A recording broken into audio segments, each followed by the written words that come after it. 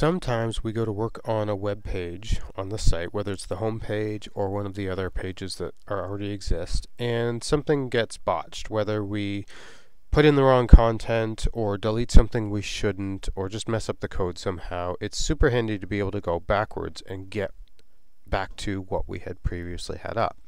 So here's how that can work. Whenever you load up any of your pages, even if it was created previously in the classic editor like this one was, they will all have these same options on the far right side. The only way that wouldn't be there is if they were hidden, and I would hit that little gear to get those settings to pop back out.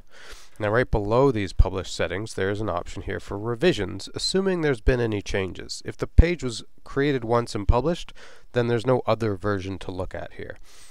I'm going to click on the 14 revisions that currently exist and let that load up. And what I'm presented with is a cute little slider here at the top of the page. So I can drag this back a little bit. Let's see.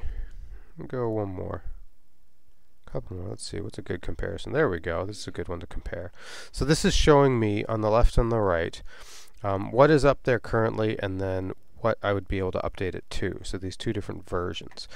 This is showing me in red what used to be there, and then in green what it was updated to. And I can go down and see if there's any other changes.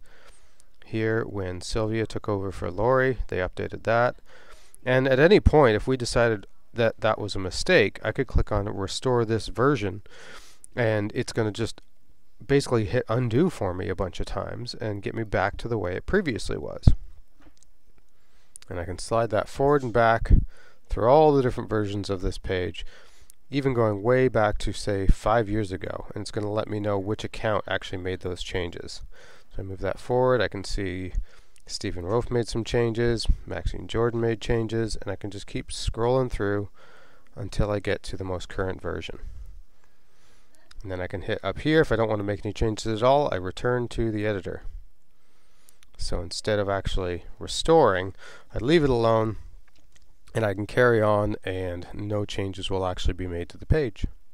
But it's a great option to be able to quickly undo any mistakes that are made by yourself or other users and simply restore that page back to the way it used to be.